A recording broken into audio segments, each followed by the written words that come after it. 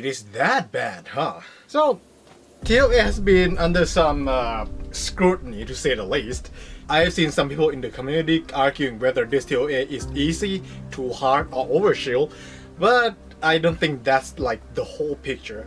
This topic is far more nuanced than that. So I made this video in hope that this can create some kind of actual conversation, and by no means that I'm trying to say, oh, I'm the nuanced guy, my video has all of the nuanced topic. My gripes or 2 cents about TOA aren't the whole picture either. It's just an aspect I found to be very infuriating or frustrating. i.e., I'm just here to bitch and moan about TOA. I don't like the direction TOA is going. Wait, let me rephrase that. I don't like TOA and Vimva as endgame concept ever since it was first released.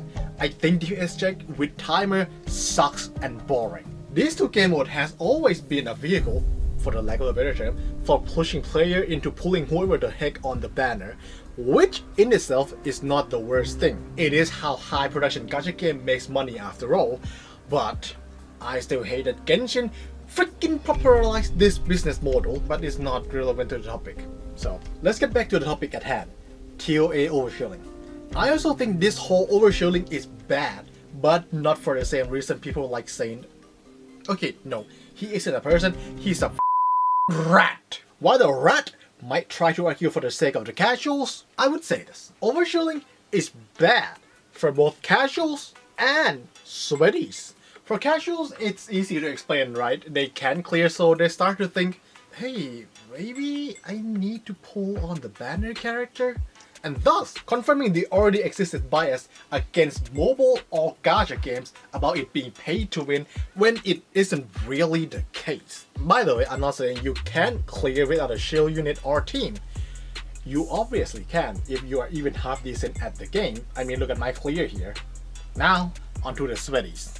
Sweaty can refer to a lot of types of player, the quickswapper, the min-maxer, the off-meta gods, and I'm sure there is many more types that I didn't mention or know of, but since the sweaty is going to be able to clear and get all the reward anyway due to their dedication, effort, and skill, what's so bad about shilling, or what even is a problem?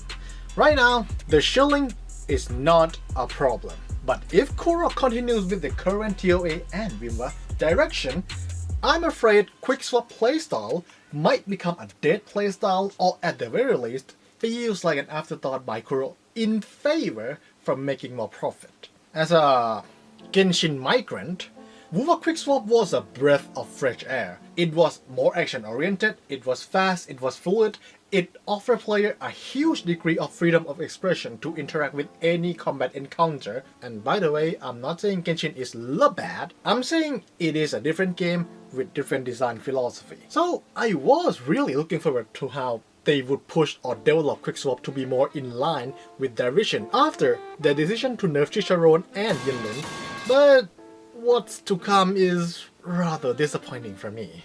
We kinda got Changli as the dedicated Quickswap unit, and that's it. Sure, we got like Brand, Lupa, and Tetsuatu to a certain extent, but in my opinion, they are not a dedicated quickswap unit. They are a unit designed for different purpose with potential to play with quickswap. But if you think both Brad and Lupa are quickswap unit, that's also fine, very valid. I can see where you're coming from. However, that doesn't mean there was no quickswap playstyle outside of Mono Fusion / Shangli team. These quickswap chefs will always be cooking some good fucking food. And the best example outside of Mono Fusion team has to be 4 Nightfall Sunny.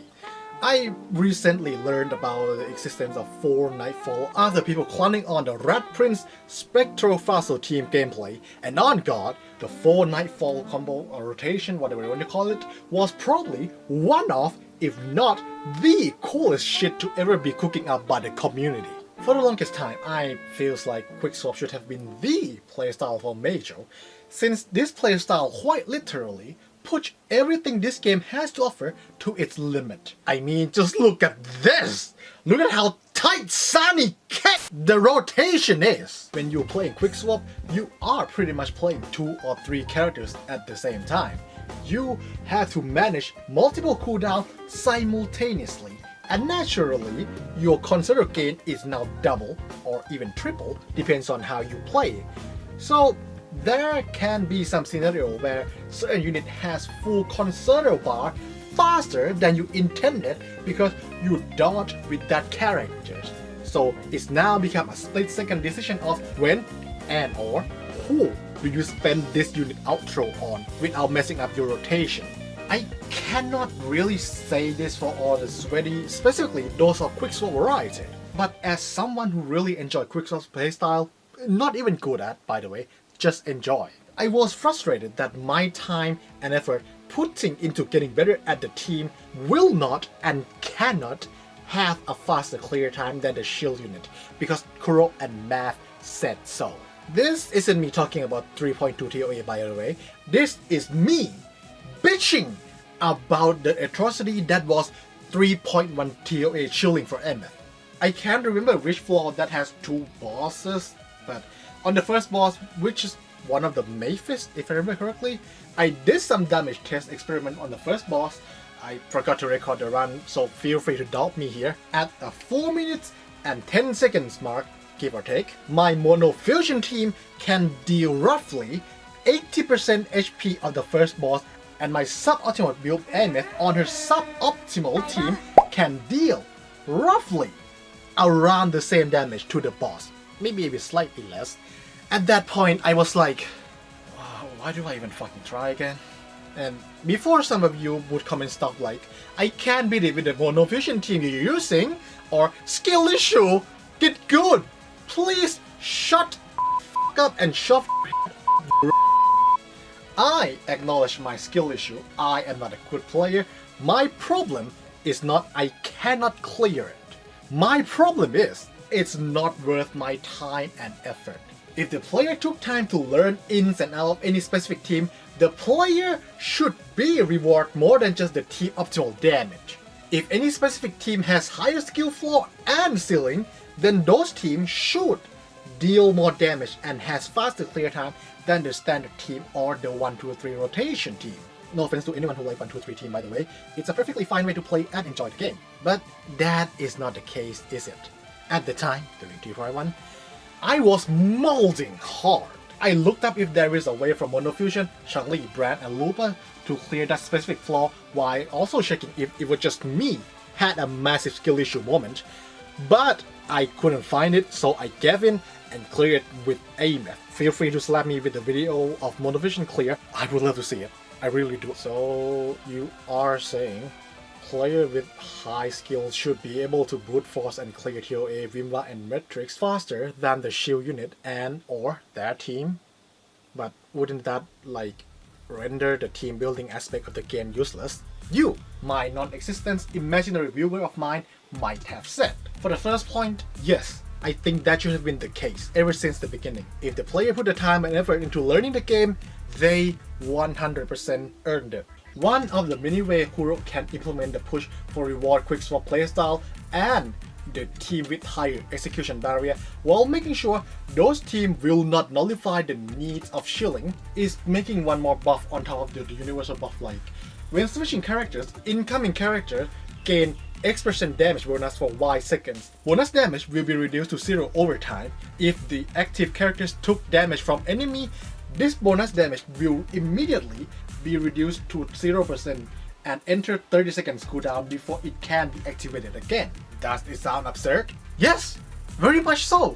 But I want it to be very high risk, high reward, so it would reward players that put their time into learning and playing this game. For team building topic as it is right now in the game, team building aspect is just a poor and downright scummy excuse for Kuro to make money.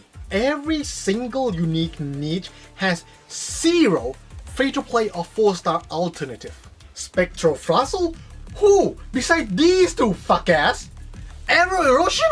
Brother, these fuckers can't even inflict arrow erosion. They convert negative status into arrow erosion. Sure, they are pulling for electro ones, I'll give them that. But what about other negative status? What about echo skill damage? What about tune strain? Where are the options that isn't locked behind both time gating and paywall? until we, the player, got our hands on the lower rarity alternative for each niches, team building is just a joke. But to Kuro credit, they at the very least tried to make team building to be a big part of the game by making archetypal buff, so players will still have some sort of agency when it comes to team building with their own available options. An outro skill is a very good core foundation, bones, whatever you want to call it, to build up to that big push for team building. I can only hope Kuro will make more 4-star for each archetypes, so player doesn't feel as restrictive and thus leads to FOMO when it comes to team building in endgame. I think you can see where I'm going toward with all this rant for sweaty when in reality it's not even about them. If Kuro keep going in this direction, I'm afraid player agency will become meaningless. The skill expression, the cool combo and rotation these players cooked up might have gone unnoticed, viewed as useless and possibly went unused. Which would be a shame because the rotation that has high execution barrier genuinely change how you would approach and play any characters and or team. I mean, look at Monofusion and Sunny team. You could play the standard rotation and there is nothing wrong with that, but just from the cool factor alone, the advanced rotation have genuine aura. That alone is enough reason for me to try it, and I think you should try it because of it looks cool too. I don't want this game to become another Honkai Star Rail or Honkai Impact, where you as a player barely has agency over who you want to use and how you want to clear the end game. Let's look at HSR's case study. I know this is a stretch since it is a different genre, but I doubt there were that many players who watched this video who also play Honkai Impact before or around the time Herrscher of the Void destroyed Abyss, so Mihoyo has to revamp Abyss just to balance everything around her. So I'm going with Star Rail as an example. For fellow Yomi mains, how do you do? Can you still clear one side of MOC with her and her best team within 5 cycles? Even with a favorite elemental matchup? How is your E2 Yomi doing? Mine doesn't do too well. What about you, Dahlia-less Firefly mains? Can you still brute force through MOC within 5 cycles? How about you, Yaokong-less Yai mains? How do you feel after hearing her rumored V3 changes? I don't want Mecho to become a game that developer gets the final say on who I use or use with and how I clear the endgame content. I brought up Star Rail as an example of how little you as a player has agency over your own endgame clear.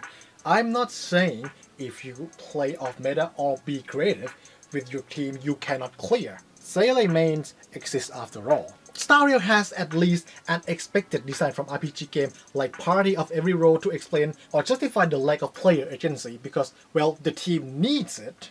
However, Honkai Impact doesn't. It was the game that I can wholeheartedly say developers dictate your endgame clear. If you still disagree because of my Star Rail example is a bit stretching, fine. Let's take a look at this too long don't read example. I will turn myself into a caricature of a greedy ass corporate salesman. Hey you! Yes you! Do you like Himeko VK? You like her, right? I mean, look at her Gundam 00 Quanta inspired weapon set. Look at her final lesson chapter and it is so sad, it's so good, right? But too bad she deals less damage than the new and upcoming fire unit. Also, there won't be a fire week boss says for a while. So, gacha or get fucked, bucko! You can say it hasn't happened yet. Let's worry about that when the time comes, which is valid and very reasonable. Since there are mad fucking lad using a 1-2-3 rotation Sunny teams to 3-star Hazard Tower 4th floor while wearing a blindfold, which is the most Gigashad Mac Thundercock king shit in the 3.2 TOA debacles. Hey, eating me here. Apparently, the guy and many other content creators did Sunny team run in response to another of the Rat Prince take. It's honestly funny how trying to prove one of the Rat Prince take wrong also prove its other take to be wrong too. Also, Holy shit, there is a player that has 80 seconds clear time on Hazard 4 with Sunny team with pretty much F2P team setup. I mean, it's still a premium team, but every F2P can achieve it, which kinda invalidate one of my concern and take. So, good job, Kuro. I hope you keep this up and won't let this become an outlier. But I would prefer that they wouldn't even be a possibility for this game. There are more things to discuss about TOA than just what I mentioned in this video, like the nature of DPS check game mode or how flawed ecosystem is, but I think the latter might be more suitable to discuss it on its own video or discuss it alongside metrics, if I decide to get into that fuck-ass game mode. But for now, that's all I have to say. Like and share if you like my 2 cents. Feel free to disagree with me in the comment section, but please keep it civil. Consider subscribe if you want to hear more of my opinion regarding various gacha games. Thank you so much for your time and attention. I wish you a good night and even greater day ahead of you. Bye bye!